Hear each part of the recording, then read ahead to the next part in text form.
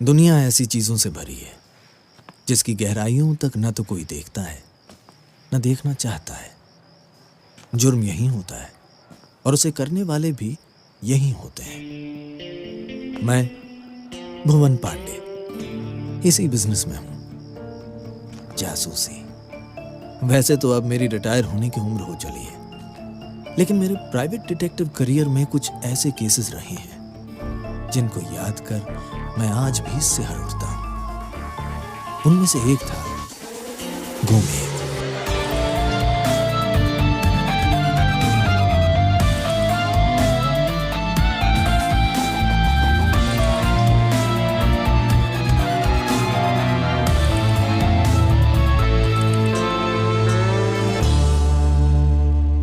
सन 1984 प्रधानमंत्री की हत्या को एक हफ्ता भी नहीं बीता था और दिल्ली के लक्ष्मी नगर इलाके में मेरी डिटेक्टिव एजेंसी को खुले कुछ महीने बीत चुके थे। मैं छोटे मोटे केसेस से बोर हो चुका था। मेरे कॉलेज का दोस्त और मकान मालिक का बेटा बंटी अक्सर महंगी सिगरेट का पैकेट फूंकते हुए मेरे साथ मेरे ही ऑफिस में पड़ा रहता था। उस दिन मैं अपने क्लाइंट बत्रा साहब, हमारे किराने वाले, की फाइल तैयार कर रहा था।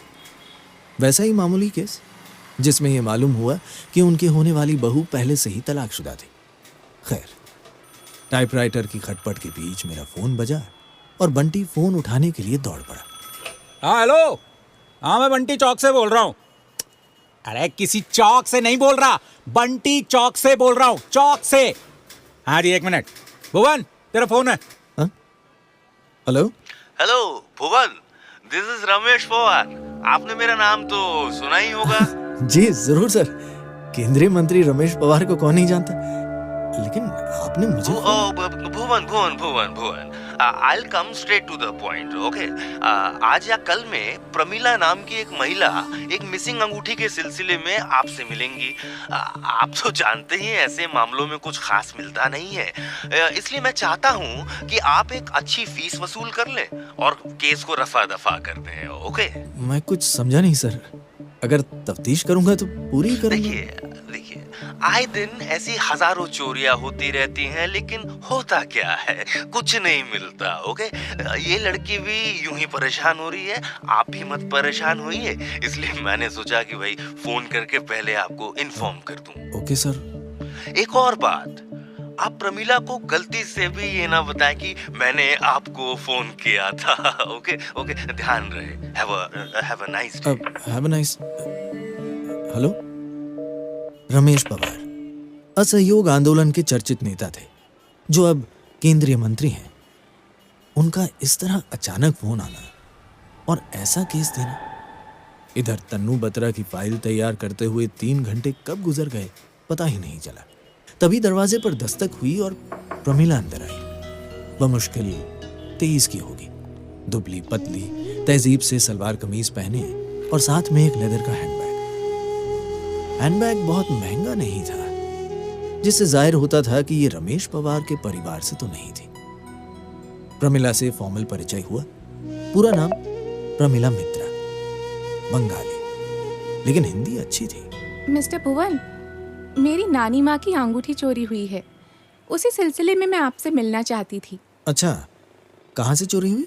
मेरी बाड़ी से ही, अलमारी में रखी थी। मैं ऑफिस से घर आई तो पता चला अंगूठी गायब है। और कुछ भी चोरी हुआ, जैसे पैसे, गहने? नहीं, कैश तो कुछ खास नहीं था। हाँ, एक लिफाफे में नानी की कुछ पुरानी तस्वीरें, कोलकाता में जमीन के कुछ कागजात की फोटोस्टेट कॉपीज और अंगूठी रखी थी। यही चोरी हुआ। वैसे कहाँ काम करती हैं आप? मैं अभी 1 महीने पहले ही दिल्ली शिफ्ट हुई हूँ। ओके। शेख डेवलपर्स में टाइपिस्ट की नौकरी करती हूँ। Okay okay okay. Sheikh developers उन दिनों एक बड़ी एस्टेट एजेंसी थी जिसे उसके मालिक मोइन शेख अपने बेटे अनवर के साथ मिलकर चलाते थे। अखबारों की माने तो अनवर अपने कुछ दोस्तों को बिजनेस में पार्टनर बनाना चाहता था और मोइन इसके सख्त खिलाफ थे। और आपके परिवार वाले, माँ, पिताजी, नानी माँ? माँ बाबा के देहांत के समय मैं 3 साल की थी। ओह। नानी ने ही मुझे पाला कोलकाता में। 2 महीने पहले वो भी गुजर गई, तब मैं यहाँ आ गई। अच्छा, तो आप थोड़ा डिटेल में बताइए ना अंगूठी के बारे में। हाँ, देखिए, मुझे जितना याद है ना, उसके हिसाब से मैंने कुछ स्केच किया है। हाँ, ये रहा। अच्छा, एक और बात, अंगूठी जिस डब्बे में थी ना, उस पर कुछ लिखा था।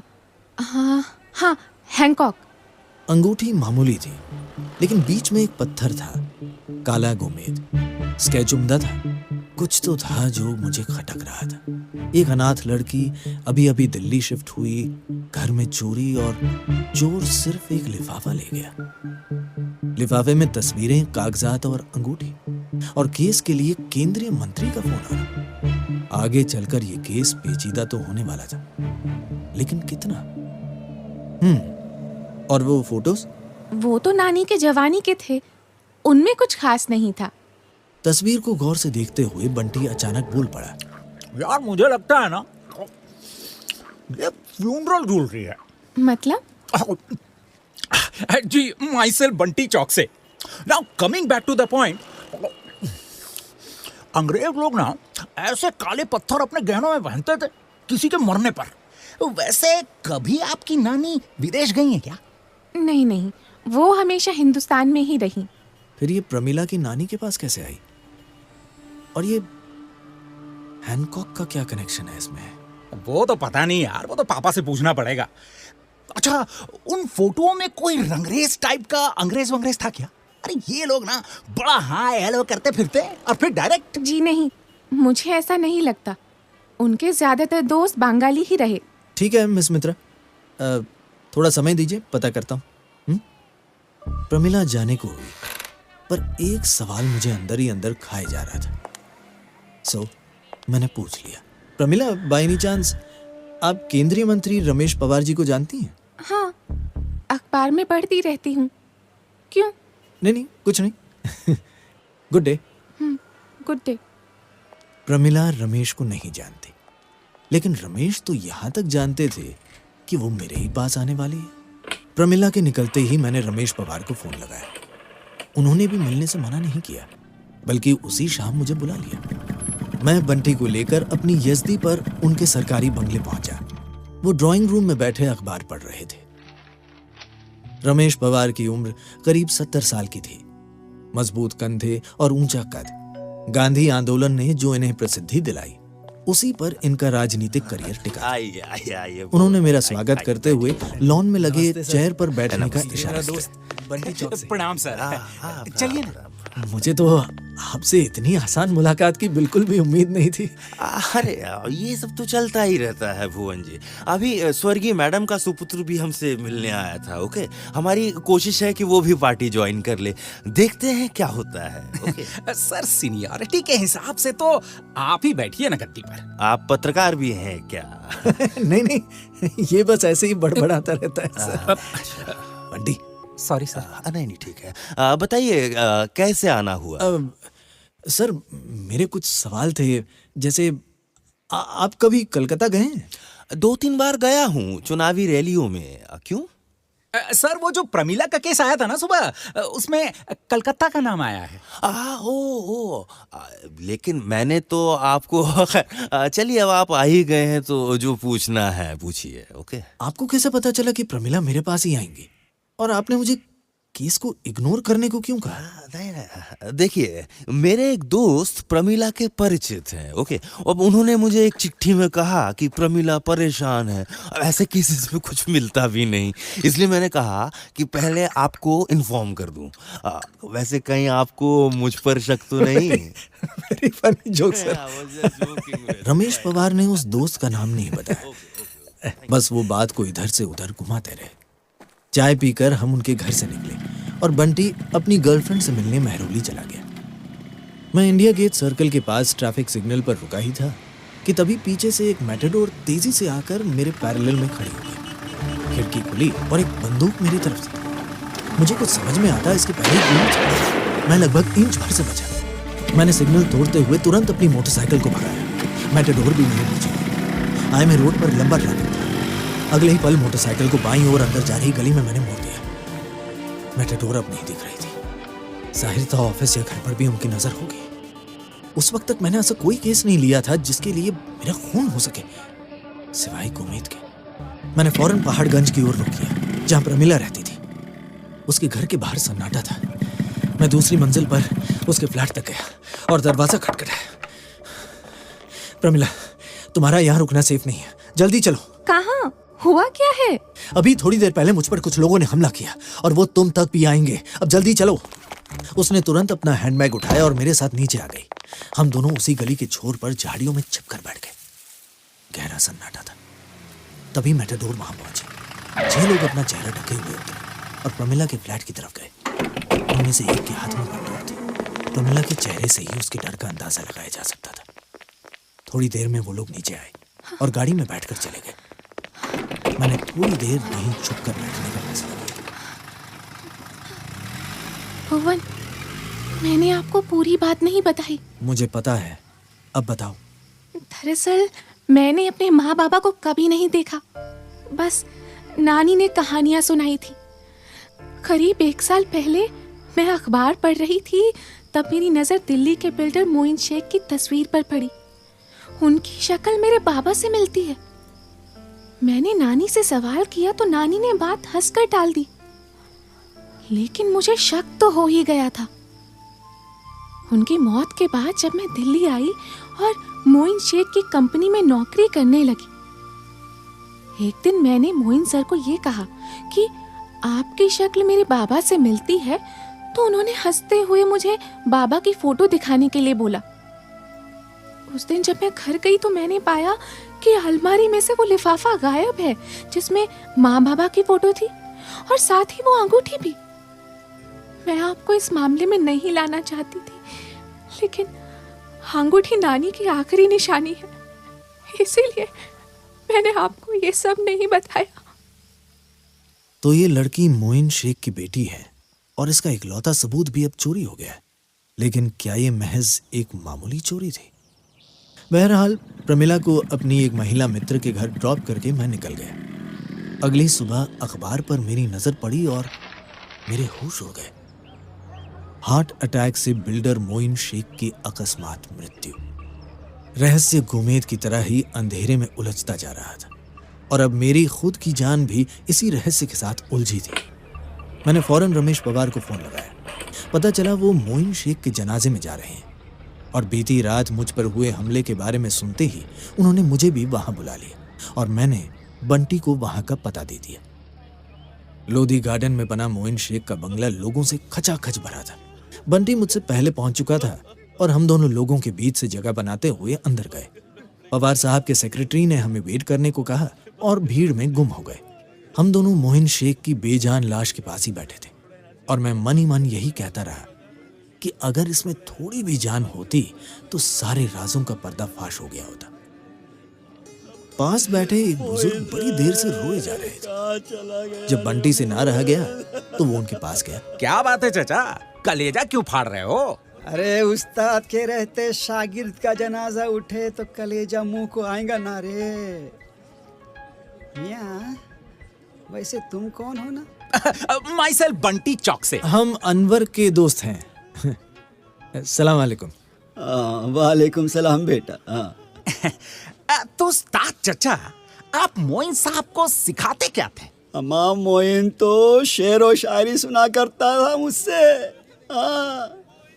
हमें बुढ़ापे में दिल्ली ले आया अपने साथ। खुदा की बेरहमी तो देखना, हमसे पहले उसे बुला लिया।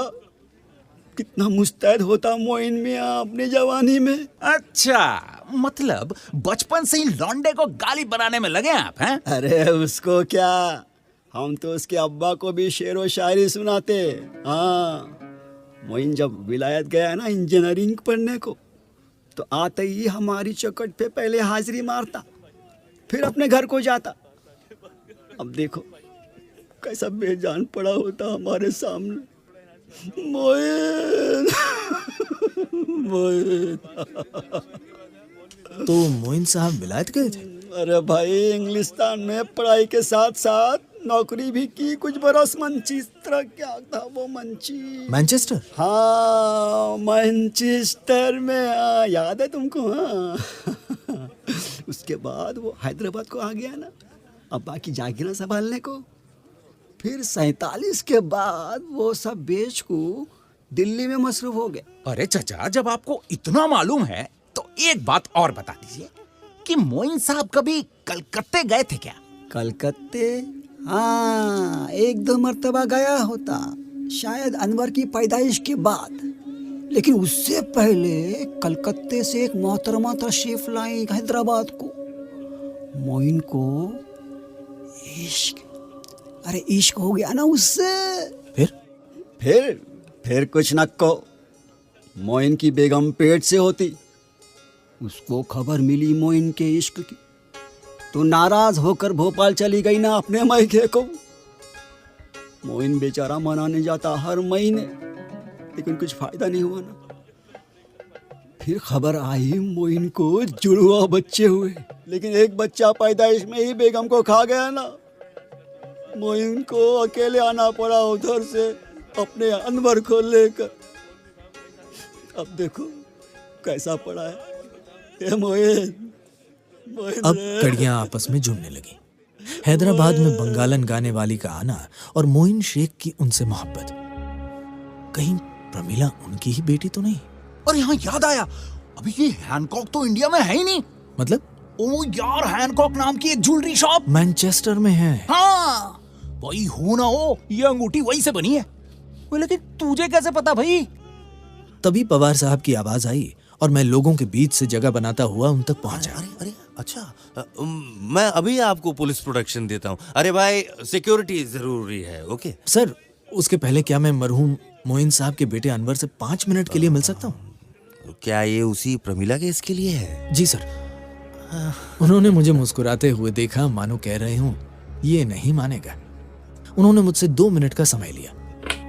मैंने वहीं से अपनी महिला मित्र को फोन लगाया तो पता चला कि लगभग 1 घंटा पहले एक मेटाडोर वहां आई थी और प्रमिला उनके साथ गई है। यकीनन ये मामला जायदाद का है, लेकिन अनवर से बात तो हो।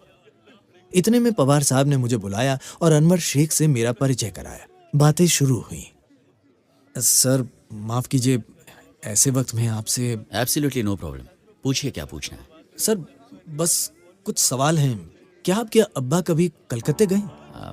दादाजी के गुजरने के बाद वो काफी परेशान रहने लगे, तो वहां अक्सर जाते रहते। फिर 2-3 साल बाद उन्होंने वहां जाना बंद कर दिया। उस वक्त मैं 10 साल का होऊंगा। ओके। और वो कभी अपने ससुराल भोपाल गए थे? I don't think so, because अब्बा के रिलेशंस वहां कुछ ठीक नहीं थे। हाँ, मेरे खालू के बेटे सलीम को 3 साल पहले अब्बा ने नौकरी पर रख लिया। एक्चुअली सलीम भाईजान ने ही अब्बा को प्रमिला के केस में आपको रेकमेंड किया था। आपने शायद साल भर पहले उनके किसी रिश्तेदार की शादी की इंक्वायरी की थी। नाउ विल यू सर, एक आखिरी सवाल प्लीज। मौत के वक्त आपके अब्बा कहाँ थे? कल रात अब्बा सलीम भाईजान के बर्थडे पर उनके घर गए थे, जहां से लौटते हुए उन्हें कार में हार्ट अटैक आया और वो। मिस्टर अनवर, आपके वालिद की मौत नेचुरल नहीं थी, उनका खून हुआ है। What rubbish. लुक मिस्टर भुवन, आप पूरी बात को एग्जैजरेट कर रहे हैं। अगर ये मजाक है तो it's really a very bad joke, समझे आप मेरी बात को। मैंने अपनी डिटेक्टिव एजेंसी कुछ महीने पहले ही खोली थी, तो सलीम मुझे 1 साल पहले कोई केस कैसे दे सकते हैं? इधर थोड़ी बहुत कोशिशों के बाद मैंने अनवर को शांत किया और रमेश पवार से कहलवाकर उन्हें इमीडिएट सिक्योरिटी दिलवाई। पहले मेरा शक अनवर पर था, लेकिन उससे बात कर ये पूरा शक कहीं और ही शिफ्ट हो गया। मैंने एक प्लान बनाया और अनवर से कहकर सलीम को फोन मिलाया, जिसमें अनवर ने सलीम से कहा कि उन्हें मोइन शेख की एक चिट्ठी मिली है सलीम के नाम और वो उनके घर आ रहे हैं। थोड़ी बहुत ना नुक्कर के बाद सलीम मान गए। मैं, अनवर और बंटी एक कार में निकले और 10 मिनट बाद दूसरी में पुलिस। रास्ते में मैंने अनवर से कुछ बातें साझा की जो आपको आगे पता चलेंगी। सलीम के घर की गली पहुंचकर मैं अनवर के साथ उसके फ्लैट तक गया और बंटी को खिड़की के पास खड़ा किया। अनवर ने घंटी बजाई। मैं दरवाजे के पास छुपकर उनकी बातें सुनने लगा। ओह अनवर, आओ। ऐसे हालत में आने की क्या जरूरत थी, मैं ही आ जाता। और फोन पर तुम किस चिट्ठी की बात कर रहे थे? अब्बा के ऑफिस से एक चिट्ठी मिली है जिसमें उन्होंने लिखा कि कल रात आपने उनका खून किया था। क्या बकवास कर रहे हो तुम? उनकी मौत हार्ट अटैक से हुई है, तुम मुझ पर इल्जाम। मुझे सब पता है सलीम। अब बताओ प्रमिला कहाँ है? अच्छा, तो तुम ही बताओ क्या गलत किया मैंने? इस जायदाद पर कायदे से मेरा हक होना चाहिए था, लेकिन सब कुछ तुम्हें देखा तो एक मामूली मैनेजर की नौकरी के सिवा कुछ नहीं दिया। क्या कसूर था मेरा? हक?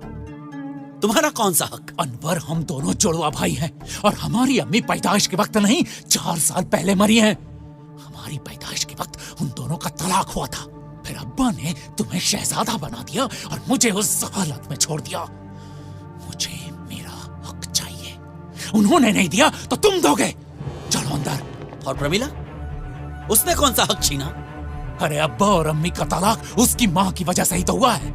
वो प्रमीला और उसका जमुना पार का जासूस, तुम दोनों को खत्म करने के बाद उसका भी इंतजाम करना है। जमुना पार की गलियां बड़ी तंग होती हैं सलीम साहब, पर हम जैसे लोग वहां भी पार्किंग ढूंढ लेते हैं। तो आपके राज ढूंढना कौन सा मुश्किल काम था?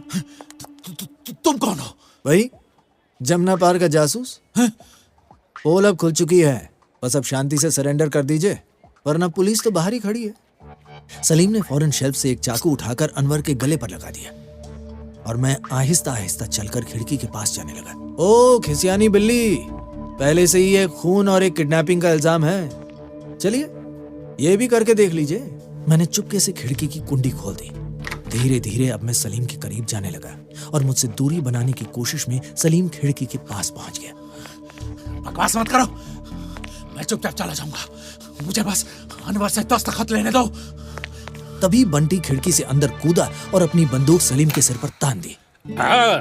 अपने आदमियों से कह दो कि अपने हथियार फेंक दे। तुम्हें एक तरफ से बंटी चौकसे ने घेर लिया है। पुलिस ने भी पुलिसिया एंट्री ली और सलीम के हाथ से चाकू छुड़ाकर उसे गिरफ्तार कर लिया। अंदर के कमरे में प्रमिला एक कुर्सी से बंधी बेहोश पड़ी मिली और सामने टेबल पर वो लिफाफा जिसमें अंगूठी और तस्वीरें थीं। मैंने बंटी से लेकर एक सिगरेट जलाई और प्रमिला के होश में आने का इंतजार किया ताकि सच बताया जा सके। प्रमिला जी को होश तो आए। नहीं तो क्या है ना कि उनको सब दोबारा बताना पड़ेगा। अब इतनी मेहनत क्यों फालतू में करें? शुरू से शुरू करते हैं। आपके पिता मोइन शेख को एक बंगालन गायिका यानी प्रमिला की मां से प्यार हुआ। मोइन साहब ने मैनचेस्टर में रहते एक अंगूठी खरीदी आपकी अम्मी के लिए, लेकिन प्यार के चलते मोइन साहब ने वो अंगूठी मिसेस मित्रा को भेंट कर दी। इधर आपकी अम्मी को इस मोहब्बत की जानकारी मिली तो वो नाराज होकर भोपाल चली गई, जहां आपका और सलीम का जन्म हुआ। लेकिन मोइन साहब को लाख कोशिशों के बाद भी तलाक देना पड़ा और शर्त ये रही कि अनवर बाप के पास रहेगा और सलीम अम्मी के पास। दूसरी तरफ आपके दादा के इंतकाल के बाद जब मोइन साहब कलकत्ते गए तब करीबियां बढ़ी और प्रमिला का जन्म हुआ। लेकिन मोइन साहब अनवर मियां के बारे में सोचकर प्रमिला को वहीं छोड़कर वापस आ गए। प्रमिला को जब मोइन साहब पर अपने पिता होने का शक हुआ तब उसने दिल्ली आकर उनकी ही कंपनी में नौकरी ले ली। वहीं जब एक दिन सलीम को भी अपनी पुश्तैनी जायदाद के बारे में पता चला तो वो भी अपना हक मांगने दिल्ली पहुंच गए, जहां आपके अब्बा ने सलीम को मैनेजर की नौकरी दे दी। अब जब प्रमिला ने मोइन साहब से अपने पिता का जिक्र किया तो सलीम साहब को डर लगा कि आप पहले से ही अपने अब्बा के वारिस थे और ऊपर से अब ये भी आ गई। सो सलीम साहब ने प्रमिला के घर से ये सबूत चोरी किए या करवाए जिसमें मोइन और मिसेस मित्रा की तस्वीरें थी। फिर उन्होंने मोइन साहब के नाम से एक फर्जी चिट्ठी बनाकर रमेश पवार के द्वारा मुझे केस को रफा दफा करने को कहा। लेकिन मेरा तहकीकात के सिलसिले में रमेश पवार से मिलना सलीम साहब को बेचैन कर गया और उन्होंने मुझे मारने गुंडे भेजे और जब इसमें नाकाम रहे तो प्रमिला को अगवा करवा लिया। और एक बात अनवर मियां, वो लोग आज आपके घर के बाहर भी थे। वो तो भला हो मेरे देशी शर्लक होम्स का, वरना आप भी किसी कोने में जीभ बाहर लटका कर पड़े रहते। और वो अंगूठी वो क्यों चोरी हुई? वो तो बस इसलिए क्योंकि वो तस्वीरों के साथ रखी थी। What a plan!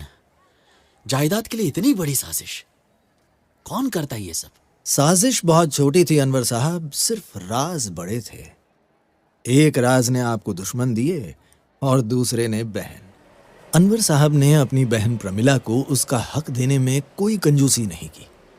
आजकल इन दोनों के बच्चे मिलकर शेख डेवलपर्स चलाते हैं। सलीम साहब को उम्र कैद की सजा हुई और कुछ साल बाद उन्होंने जेल में ही आत्महत्या कर ली। हाँ तो मिस्टर भुवन पांडे, बस सामान बांध ले बेटा, कहवा पियेंगे, खाएंगे खूबसूरत वादियों में गुलाबी गुलाबी। अबे क्या हुआ, कहाँ जाना है? कश्मीर बेटा, कश्मीर।